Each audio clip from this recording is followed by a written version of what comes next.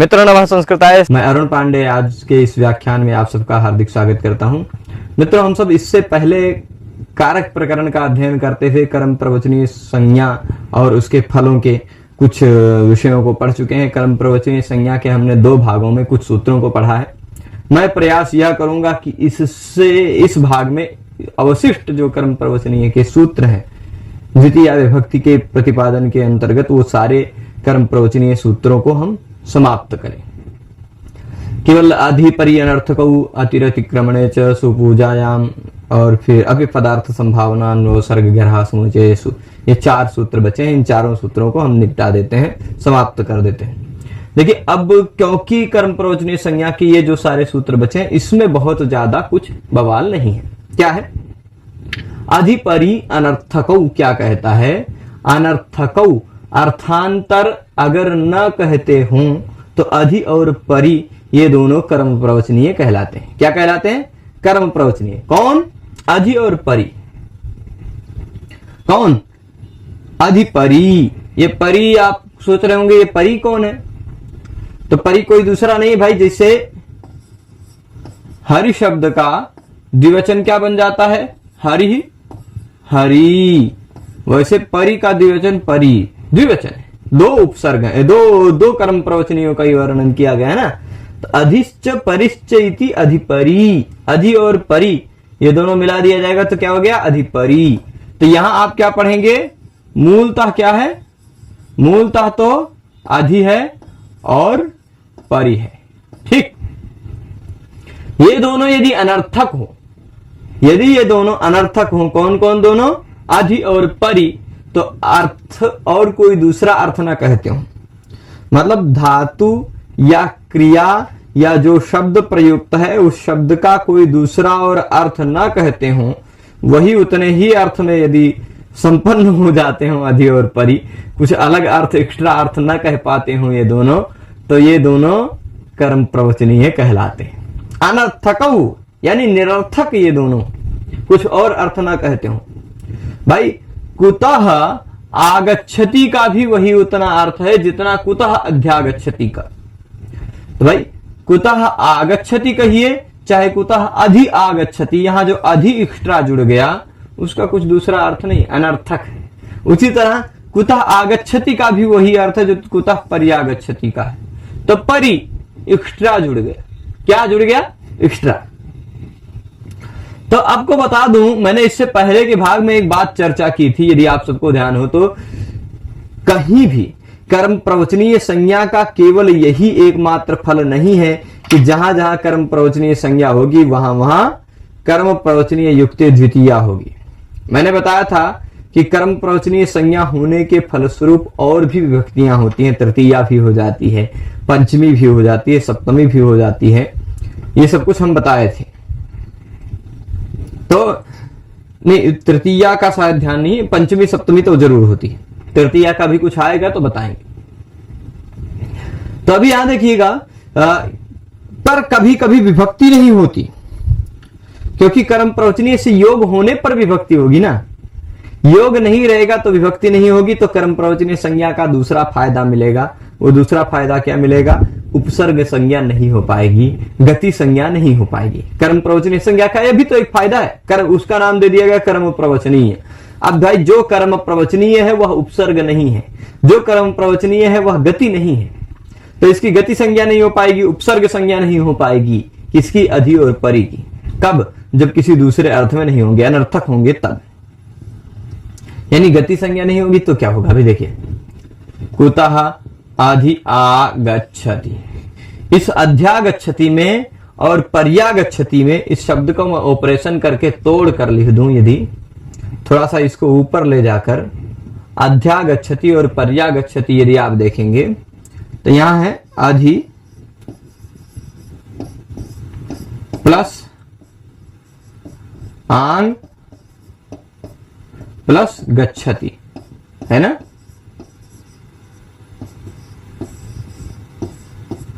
अधि आंग गच्छति, तो अध्यागच्छति बन जाता है। इसी से बनेगा ना। उसी तरह परि आंग और गच्छति।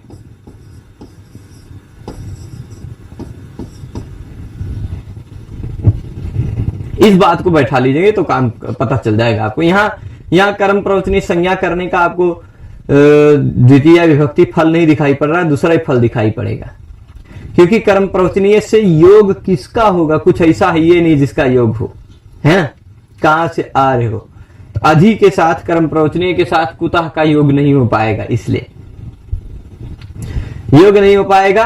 तो केवल अपादान की विवक्षा में पंचमी हुई है, पंचमी के बाद पंचम्यास तसी सूत्र से तसी प्रत्यय हो गया, तो कुतः यहां विभक्ति नहीं, पंचमी है, ठीक है। मुख्यतः मतलब वो द्वितीय नहीं दिखाई पड़ रही है आपको, पंचमी दिखाई पड़ रही है तात्पर्य। तो भाई कर्म प्रवचनीय संज्ञा करने की क्या जरूरत पड़ गई? ऐसी क्या आवश्यकता पड़ गई कि कर्म प्रवचनीय संज्ञा करना जरूरी हो गया? इस अंक को मैं ठीक से लिख दूं। हाँ, तो इसको क्या जरूरत पड़ गई भाई? जरूरत यह पड़ गई कि अगर इसकी कर्म प्रवचनीय संज्ञा नहीं होती, किसकी? अधि की और परि की, तो कर्म प्रवचनीय संज्ञा न होने पर उपसर्ग संज्ञा या गति संज्ञा तो हो ही जाती, क्रिया के से युक्त है इसलिए गतिश्च सूत्र से गति संज्ञा होती है, उपसर्गा क्रिया योगे से उपसर्ग संज्ञा होती। तो गति और उपसर्ग संज्ञा हो जाने पर, यह मान लीजिए इसकी गति संज्ञा हो जाती, गति संज्ञा हो जाने पर यह नियम है, दो गति एक साथ आते हो। या देखिए अधि भी गति है, आंग भी गति है। आंग की तो हमेशा गति ही रहेगी, आंग की यहां गति ही संज्ञा, आंग का कोई दूसरा संज्ञा नहीं है। ये एक गति, ये एक गति, ये एक उपसर्ग, ये एक उपसर्ग, ये एक उपसर्ग, ये एक उपसर्ग। अगर उपसर्ग के तुरंत बाद फिर से कोई उपसर्ग आता हो, गति के तुरंत बाद फिर से कोई गति आती हो, तो पहले वाली गति अनुदात्त बन जाती है। क्या बन जाती है? पहले वाली गति अनुदात्त हो जाती है, यानी उसमें उदात्तत्व नहीं रह जाता। एक मिनट, इसको फिर से ठीक कर दें। तो अब पहला वाला ये क्या हो जाएगा? अनुदात्त हो जाएगा। परि ऐसे रहेगा, परि कैसा रहेगा? ये अनुदात्त का चिन्ह है, अधि भी अनुदात्त हो जाएगा। कब? यदि उपसर्ग होता तो। उपसर्ग संज्ञा नहीं है, यदि गति संज्ञा होती तो ऐसा होता, उपसर्ग संज्ञा होती तो ऐसा होता। गतिर्गतौ सूत्र लगता। कौन सा सूत्र लगता? गतिर्गतौ। और गतिर्गतौ लगता तो गतौ यानी तुरंत बाद में कोई दूसरी गति हो, तुरंत बाद में कोई दूसरी गति हो, यहाँ आंग है, यहाँ भी आंग है, तुरंत बाद में कोई दूसरी गति हो तो पहले वाली गति अनुदात्त हो जाती। यही है, देख लीजिए क्या लिखा है, कुतः अध्यागच्छति कुतः पर्यागच्छति। ये दो उदाहरण नहीं दे रहे, केवल क्या कह रहे हैं कि भाई इनकी कर्म प्रवचनीय संज्ञा हो गई, यानी गति संज्ञा का बाध हो गया। गति संज्ञा का बाध हो गया तो क्या हुआ भाई? गतिर्गतौ इति निघातो न। गतिर्गतौ इस सूत्र से निघात नहीं हो पाया। निघात क्या है भाई? निघात अनुदात्त को कहा जाता है, ठीक। गतिर्गतौ सूत्र से अनुदात्त हो जाता है। कहता है दो गति एक साथ आते हो तो पहले वाला गति अनुदात्त हो जाता है। उदात्त, अनुदात्त, स्वरित, ये तीन प्रकार के स्वर हैं। इन तीनों प्रकारों के स्वरों में से एक यानी अनुदात्त हो जाता है, ठीक है। तो ये अधिपरि अनर्थकों का तात्पर्य समझे होंगे आप कि अधि और परि यदि दोनों अनर्थक हो, अनर्थक यानी कोई दूसरा एक्स्ट्रा अर्थ न कहते हो, तो अधि और परि की कर्म प्रवचनीय संज्ञा हो जाती है। यहां आप देखेंगे जो उदाहरण हमने बताया, इन उदाहरणों में आप देख पा रहे होंगे, इन उदाहरणों में कि आपको अधि भाई आंग और गच्छति जोड़ दीजिए। आगच्छति का भी वही अर्थ है जो अध्यागच्छति का, आगच्छति का भी वही अर्थ है जो पर्यागच्छति का भी है। तो परि जो है, अधि जो है, ये अनर्थक है, अर्थ कोई दूसरा नहीं कह रहे हैं, इसलिए अनर्थक अधि और परि होने पर उनकी कर्म प्रवचनीय संज्ञा हो जाती है। कर्म प्रवचनीय संज्ञा होगी तो कर्म प्रवचनीय युक्त द्वितीया से द्वितीया विभक्ति होनी चाहेगी, पर कर्म प्रवचनीय से युक्त यहां कुछ है ये नहीं, है ना। कुतः का कोई योग नहीं हो पाएगा, इसलिए वहां पर पंचमी विभक्ति अपादान विवक्षा में हो जाएगी। चलिए, तो ये हो गई खाली यही गति संज्ञा के निषेध हो जाने के कारण गतिर्गतो नियम नहीं लगा, अनुदात्त नहीं हो पाया। यही इसका कर्म प्रवचनीय संज्ञा का फल है। कर्म प्रवचनीय संज्ञा का फल हमेशा हर जगह विभक्ति नहीं देखना है। आपको कहेंगे यहाँ कर्म प्रवचनीय संज्ञा का क्या फल मिला, वही इन्होंने स्पष्टता दी है कि कर्म प्रवचनीय संज्ञा का फल यही है कि गति संज्ञा का बाध हो गया। गति संज्ञा बाधात, गति संज्ञा का बाध हो गया, यही तो कर्म प्रवचनीय संज्ञा का फल है ना। तो गति संज्ञा बाध हो जाने के कारण गतिर्गतौ इति निघातो न, गतिर्गतौ एक सूत्र है, उससे निघात हो जाता है। निघात यानी अनुदात्त हो जाता है, वो नहीं हो पाएगा गति संज्ञा के बाध के कारण। चलिए अब और कहीं देख लेते हैं कर्म प्रवचनीय संज्ञा के सूत्रों को। कर्म प्रवचनीय संज्ञा के कारण और भी जो कार्य होते हैं उनको भी समझने का प्रयास करते हैं। एक सूत्र है सुपूजायाम।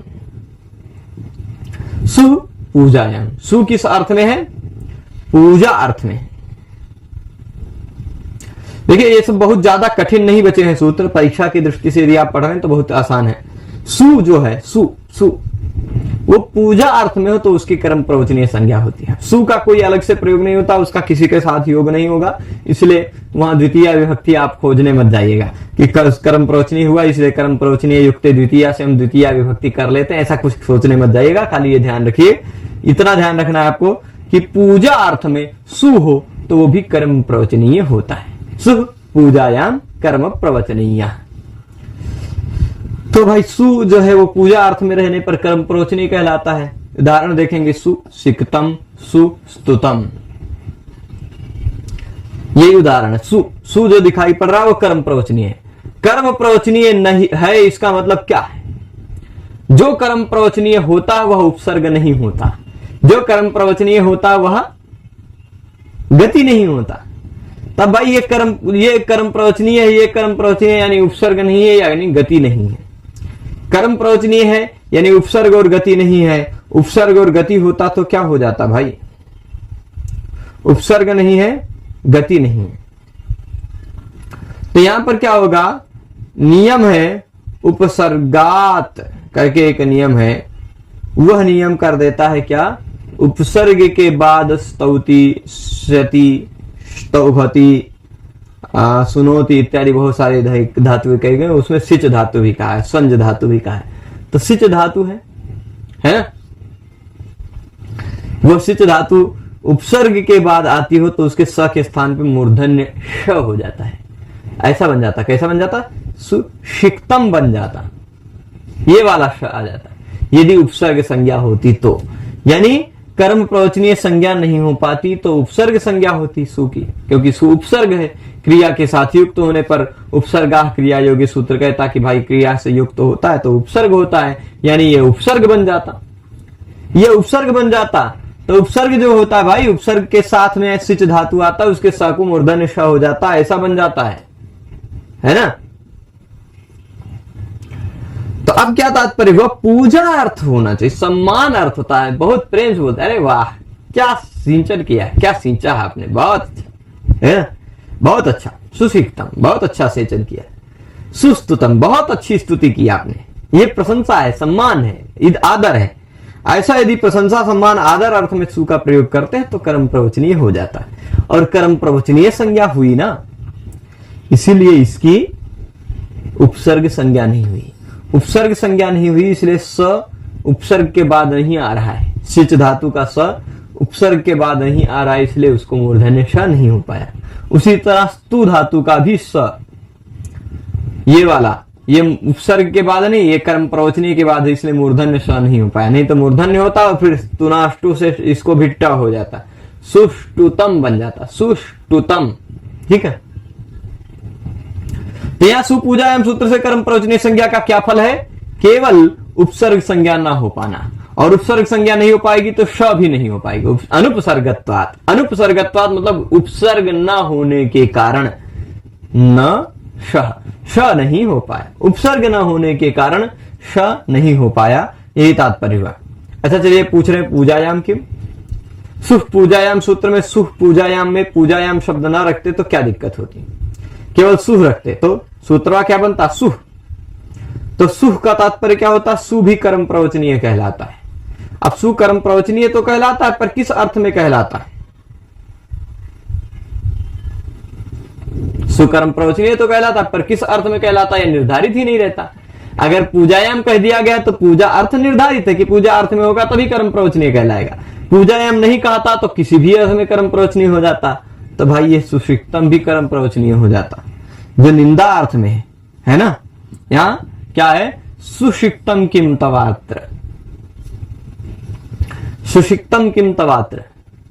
यहां ये क्या लिखा है, क्षेपोयम, क्षेपोयम दिख रहा होगा, एक क्षेप है। क्षेप है मतलब किसी को क्षेपण करते हैं, निंदा करते हैं, गराहा करते हैं। भाई क्या सींचा तुमने है? क्या सींचा ऐसे, तो ये निंदा है। ये क्या है, गराहा है, निंदा है। निंदा अर्थ हो है, पूजा अर्थ है नहीं, पूजा अर्थ सूका है नहीं, निंदा अर्थ है सूका, इसलिए कर्म प्रवचनीय संज्ञा नहीं हुई। कर्म प्रवचनीय संज्ञा नहीं हुई तो उपसर्ग संज्ञा हो गई, उपसर्ग संज्ञा हो गई तो यह मूर्धन्यशा हो गया। उपसर्ग के बाद आता है ये धातुएं, कुछ धातुएं सकार आदि कुछ धातुओं का संकलन किया पाणिनि जी ने उस सूत्र में, तो वैसे उपसर्ग संज्ञा के बाद सकार आदि धातु तो उसके स के स्थान पे श हो गया। ठीक है, तो सुशिक्तम किम तवात्र, अरे क्या सिंचाई की तुमने भाई, बुराई है। क्षेपोयम, क्या कह रहे, क्षेपोयम, ये क्षेप है, गरहा है, निंदा है। गरहा मतलब निंदा कहलाता है, क्षेप मतलब भी निंदा कहलाता है। ठीक है, ध्यान रहेगा। अब चलिए अतिरतिक्रमणे च, नंबर ध्यान दीजिएगा विशेष करके, क्या नंबर देना है, ये 94 है, ये 95 है, ध्यान रहेगा नंबर, ये ध्यान रखना है कि 94 और 95 कैसे। तो ये क्या कह रहा है, ये कह रहा है अति ही, यानी अति, अतिक्रमणे च, अतिक्रमण अर्थ में हो तो भी, किस अर्थ में, अति जो है ना वह अतिक्रमण अर्थ में हो तो भी, केवल ये नहीं बता रहे कि और किस अर्थ में हो, अति ही अतिक्रमणे च, अति अतिक्रमण अर्थ में हो तो भी कर्म प्रवचनीय कहलाता है, यानी और किसी अर्थ में हो तो भी हो जाएगा। तो और कौन से अर्थ, जो अर्थ पहले बताया गया, पूजा अर्थ, पूजा अर्थ। ठीक, पूजा यानी सम्मान अर्थ हो और अतिक्रमण अर्थ भी हो। ठीक, अतिक्रमणे च पूजायाम च, कहा गया भी अर्थ में, तो भाई अतिक्रमणे सप्तमी विभक्ति है, ऊपर के सूत्र में भी सप्तमी विभक्ति में है, तो वही अतिक्रमणे के साथ च कहने के कारण च से आप पूजा अर्थ भी ले लीजिए। देखिए, अतिक्रमणे पूजायाम च, अति ही चाति ही, च अति ही, ये चाहती है, आप मत सोचिएगा कि ये चाहती ही क्या है ना। अतिक्रमण अर्थ में, पूजा अर्थ में भी अति कर्म प्रवचनीय संज्ञक कहलाता है। कर्म प्रवचनीय संज्ञक हो जाता है कौन, अति, किस अर्थ में, अतिक्रमण और पूजा, इन दोनों अर्थों में।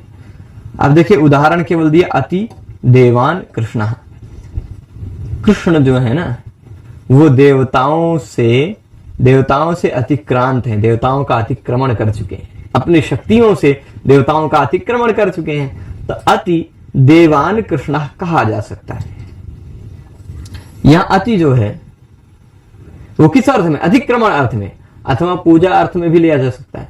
कृष्ण जो है वो देवों से अधिक पूजित है ना, देवों से भी पूजित है, या ऐसा देवों के द्वारा भी सम्मानित है, ऐसा अर्थ ले लेंगे। अति पूजित अर्थ, सम्मानित अर्थ भी होगा तो अति देवान कृष्ण, और यदि अतिक्रांत अर्थ, अतिक्रमण अर्थ, ज्यादा शक्तिशाली होना अर्थ है तो भी अति देवान कृष्ण हो जाएगा। ठीक है, दोनों का, इसीलिए एक ही ऐसा उदाहरण दिया जो दोनों का हो सके। तो अति अतिक्रमण क्या कहता है, अतिक्रमण और पूजा, इन दोनों अर्थों में, दोनों अर्थ समझ ध्यान दीजिएगा, पूछा जा सकता है परीक्षा में कि भाई अति की कर्म प्रवचनीय संज्ञा किस अर्थ में होती है, और विकल्प में दे दिया जाए अतिक्रमण और पूजा, फिर आपको दे दिया जाए दोनों, फिर आप गड़बड़ न कर जाएं, आप गड़बड़ न कर जाएं, कहीं ऐसा हो सकता है कि फंस जाएंगे तो फिर गड़बड़ हो जाएगा, है ना। तो इसलिए ध्यान दीजिएगा कौन सा किस अर्थ का उदाहरण है। आगे चलते हैं। अपि पदार्थ संभावनान्वसर्ग गर्हा समुच्चयेषु, यहां हमने बताया था कि भाई इससे पहले के सूत्र में अतिक्रमण अतिक्रमण और पूजा दोनों अर्थों में होता है, दोनों अर्थ पकड़ के रखिएगा। अब देखिए एक ही है, वो अति के दो अर्थ बताए थे, दो अर्थों में होता है, ये क्या कह रहा है, अपि की भी पदार्थ अर्थ में, संभावना अर्थ में, अन्वसर्ग अर्थ में, गर्हा अर्थ में और समुच्चय अर्थ में। कितने अर्थ हो गए, 1 पदार्थ, 2 संभावना, 3 अन्वसर्ग, चौथा हो जाएगा गर्हा और 5वां हो गया समुच्चय।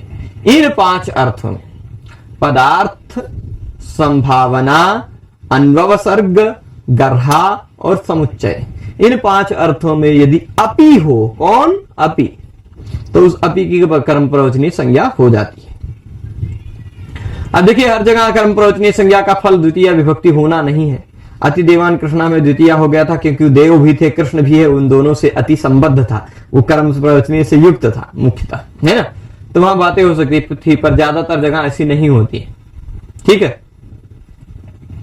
तब देखिए यहां क्या है, पदार्थ क्या है, एषु द्योत्येषु, एषु द्योत्येषु अपिरुक्त संज्ञा स्यात्। ये अर्थ यदि द्योतित हो रहे हो, ये अर्थ यदि प्रकाशित हो रहे हों, एषु यानी ये अर्थ पदार्थ, संभावना, अन्वसर्ग, गर्हा और समुच्चय, ये अर्थ यदि द्योतित हो रहे हो तो अपि वह उक्त संज्ञक कहलाता है। उक्त संज्ञक यानी कर्म प्रवचनीय संज्ञक कहलाता है, ठीक है। ये देखेंगे सर्पिशः अपि स्यात्, यहां सर्पी कहते हैं घी को, उसकी अपि मतलब मात्रा या बिंदु हो। ये देखिए पदार्थ क्या होता है, पदार्थ क्या होता है, जो अर्थ जो इस शब्द से कहा गया उससे इतर कुछ और अर्थ अगर उपसर्ग का हो, उपसर्ग का मतलब अपी का हो, इस शब्द से जो कहा गया है, पास में रहने वाले शब्द से जो कहा गया उससे अतिरिक्त कुछ अर्थ यदि इसकी हो, अपी की, तो वह क्या कहलाता है, पदार्थ, ठीक। तो ये पदार्थ में ही है क्योंकि सर्पी का अलग अर्थ होता है, मात्रा या बिंदु अलग होती है, घी की मात्रा या घी की बूंद कुछ अलग होती है। तो भाई सर्पी अलग है, मात्रा और बूंद अलग है, तो यह पदार्थ हुआ कि नहीं, एक पद का अर्थ ही तो है, मात्रा या बिंदु एक पद का ही अर्थ है। उस पदार्थ में यहां सर्पिश ये अपी है, किसी दूसरे भिन्न पदार्थ में है, तो इसलिए उसकी कर्म प्रवचनीय संज्ञा हो जाएगी पदार्थ के रूप में होने के कारण। तो कर्म प्रवचनीय संज्ञा हो गई। अब कर्म प्रवचनीय युक्त द्वितीया इसलिए नहीं हो पाएगी क्योंकि अपी से किसी तरह सर्पी युक्त नहीं हो सकता। अपी का अर्थ होता है बिंदु, अपी का अर्थ होता है मात्रा, तो अपी का योग होगा बिंदु या मात्रा या इसी किससे, सर्पिश से उसका कोई योग नहीं होगा, इसलिए कर्म प्रवचनीय युक्त द्वितीया नहीं हो पाएगी। अवयव अवयवी भाव होने के कारण, भाई सर्पी है घी, बिंदु है उसका अवयव, सर्पी है घी, बिंदु है उसका अवयव, अवयव अवयवी भाव संबंध मानकर षष्ठी मान लेंगे, संबंध मात्र विवक्षा में षष्ठी हो जाएगी, ठीक है। आगे षष्ठी विभक्ति भी पढ़ेंगे तो ऐसे ही उदाहरण मिलेगा। खाली यहाँ कर्म प्रवचनीय संज्ञा का क्या फायदा आप पूछेंगे, क्या झूठे कर्म प्रवचनीय संज्ञा करते रहते हैं, तो कर्म प्रवचनीय संज्ञा का उदाहरण यही है, फायदा यही है कि स को मूर्धन्य श नहीं हो पाया। यदि ये क्या होता, यदि ये कर्म प्रवचनीय संज्ञा का नहीं होता तो उपसर्ग होता, उपसर्ग होता तो उपसर्ग प्रादुर्भ्याम अस्तिर यच परः, ये नियम लग जाता। उपसर्ग और प्रादुर के बाद यदि अस धातु का स हो और उसके बाद या अथवा अच हो तो उस स को मूर्धन्य श हो जाता है, तो अपिश्यात हो जाता है, सर्पिशोपिश्यात, मूर्धन्य श आ जाता है, ठीक है। वही यहां क्या कहें, अनुपसर्गत्वात् न शः, अनुपसर्ग होने के कारण श नहीं हो पाया। यहां जो लिंग लकार है स्यात् में, विधिलिंग लकार है, वो संभावना अर्थ में, ये बहुत ज्यादा जरूरी नहीं, ठीक। लिंग अर्थ किसमें है, संभावना अर्थ में है। और तस्या एव विषय भूते भवने कर्तृ दौर्लभ्य प्रयुक्तम दौर्लभ्यम द्योतयन्नपि शब्दः। देखिए यह क्या है, कोई ऐसा घी भी बांट रहा होगा तो खाली घियो हो जाए, घियो हो जाए, घी भी हो जाए, घी की भी मात्रा हो जाए, घी की भी बूंद हो जाए, ऐसा कह रहे। तो अब देखिए बहुत दुर्लभ है घी, तो भाई दुर्लभ हो, दुर्लभ अर्थ ध्वनित होकर आ रहा है, क्या है ना, कि कर्तृ दौर्लभ्य, घी की भी मात्रा हो जाए या घी की भी बिंदु हो जाए इस क्रिया का, या बिंदु या मात्रा कर्ता हो जाएगा, वह कर्ता ही दुर्लभ है ना। तो वह दुर्लभ होने के कारण कर्ता ही दुर्लभ है कि क्या हो भाई, घी का क्या हो, घी का क्या हो, सर्पिशा अपि स्यात्, घी का भी हो तो क्या हो भाई, आप कहेंगे भी क्या हो, तो कर्ता नहीं मिल रहा है, कर्ता दुर्लभ है, हो जो है उसका कर्ता, तो इसलिए कर्तृ दौर्लभ्य प्रयुक्त, कर्ता दुर्लभ हो जाने के कारण वह दुर्लभता को द्योतित करता हुआ, दुर्लभता को प्रकाशित करता हुआ यह अपि शब्द क्या कहलाता है? पदार्थ में है, कुछ पदार्थ है ना। और सर्पिषा इति षष्ठी कैसे हुआ? षष्ठी तो अपि शब्द के बल से हुआ। अपि शब्द के बल से क्या प्रतीत हो रहा है? बिंदु। अपि शब्द का क्या अर्थ निकल रहा है? बिंदु। सर्पी का बिंदु हो, तो बिंदु क्या है? उसका अवयव है। किसका? सर्पी का। और अवयवी है सर्पी, इसलिए उन दोनों का अवयव अवयवी भाव संबंध होने के कारण संबंध मात्र षष्ठी हुई है। ठीक है, संबंध मात्र षष्ठी हुई है। यहाँ खाली कर्म प्रवचनीय संज्ञा का तात्पर्य केवल यही इतना है कि स को मूर्धन्य श नहीं हो पाया यहाँ। ठीक है, इयमेव ह्यपि शब्दस्य पदार्थ द्योतकता नाम। अपि शब्द का कुछ दूसरा पदार्थ है कि नहीं? अपि शब्द का अर्थ बिंदु, तो अपि शब्द में पदार्थ द्योतकता है कि नहीं? कुछ दूसरा पदार्थ है। ठीक है, आगे देखिए, द्वितीया तो नेह प्रवर्तते। यहां पर द्वितीया तो नहीं हो पाएगी सर्पी में। क्यों? क्योंकि सर्पी का बिंदु के साथ योग नहीं हो सकता, है ना। देखिए, अपि का अर्थ है बिंदु, उस बिंदु के साथ सर्पी का कोई वैसा विशेष संबंध, कोई योग नहीं हो पाएगा, योग नहीं हो पाएगा, है ना। इसलिए यहां क्या कह देंगे? बिंदुना योगो न तु अपि न इत्युक्तत्वात्। भाई हाँ चलिएगा, घी का योग होगा वो बिंदु से होगा ना। सर्पिश का योग होगा, सर्पिशा अपिशाद में सर्पिश का योग होगा वो बिंदु से होगा, अपि से थोड़े ना होगा। सर्पिश का योग अपि से थोड़े ना होगा। तो न तु अपि ना, अपि से युक्त नहीं, अपि से युक्त नहीं हो पाएगा, कर्म प्रवचनीय से युक्त नहीं हो पाएगा। अपि क्या है? कर्म प्रवचनीय।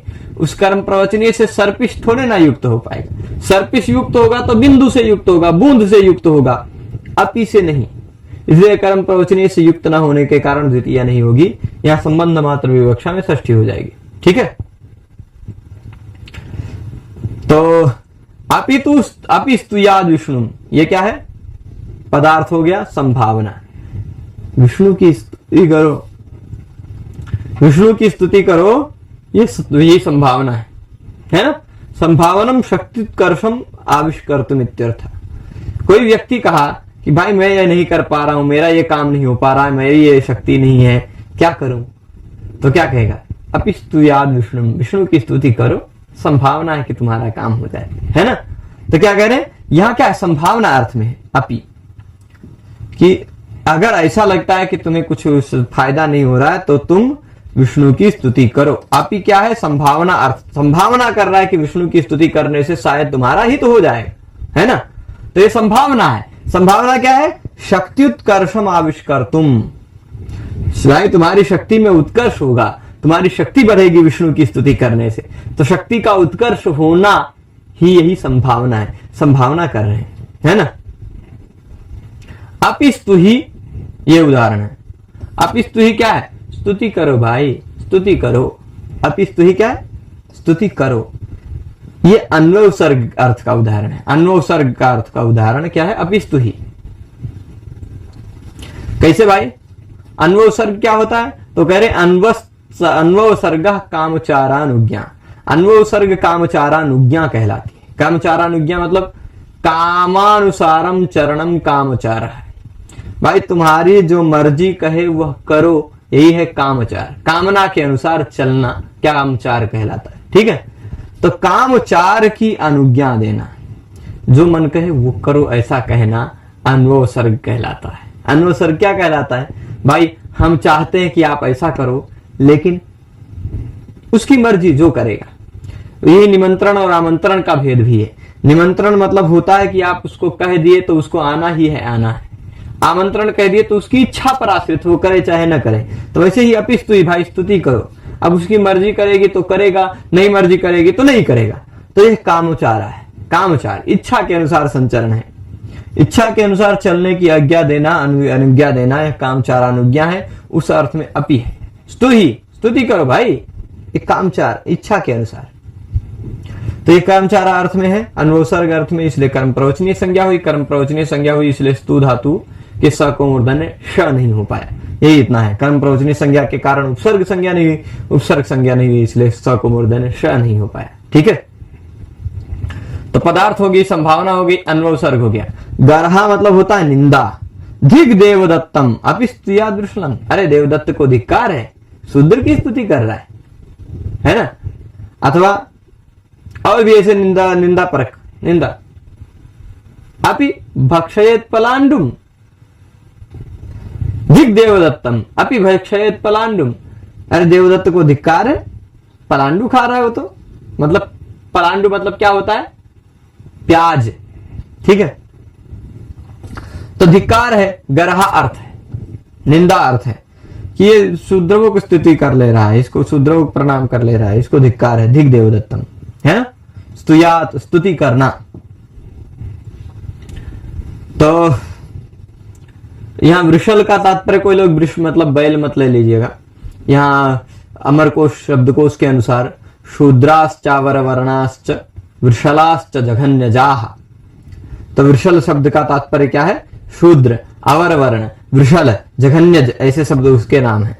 तो ये निंदा अर्थ में है भाई। यहां शूद्र शब्द से तात्पर्य कोई जाति विशेष नहीं लेना है, शूद्र शब्द का तात्पर्य वह लेना है जो उस अर्थ में।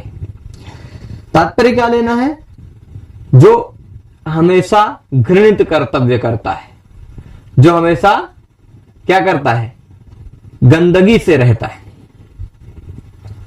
मांसाहार इत्यादि खाता है, या चमड़े के बर्तन में कुछ करता है, पात्र इत्यादि में, तो वैसा यहाँ वृषल शब्द का उसको प्रणाम कर लेना, उस गंदगी से युक्त को प्रणाम कर लेना, ये होती है, ये तात्पर्य है यहाँ। तो गरहा है भाई, निंदा है, तो गरहा अर्थ में अपि का प्रयोग किया है, तो इसलिए स्तु धातु के सा को मूर्धन्य श नहीं हो पाया। अपि क्या है, कर्म प्रवचनीय है, गरहा अर्थ में इसलिए कर्म प्रवचनीय है, कर्म प्रवचनीय है इसलिए उपसर्ग नहीं है, उपसर्ग नहीं है इसलिए इस स को मूर्धन्य श नहीं हो पाएगा, ठीक है। इसी तरह अपि सिंच अपि स्तुहि, ये समुच्चय अर्थ का, समुच्चय मतलब च, समुच्चय अर्थ में च होता है ना, जैसे रामश्च लक्ष्मणश्च, और समुच्चय मतलब होता और, राम और लक्ष्मण।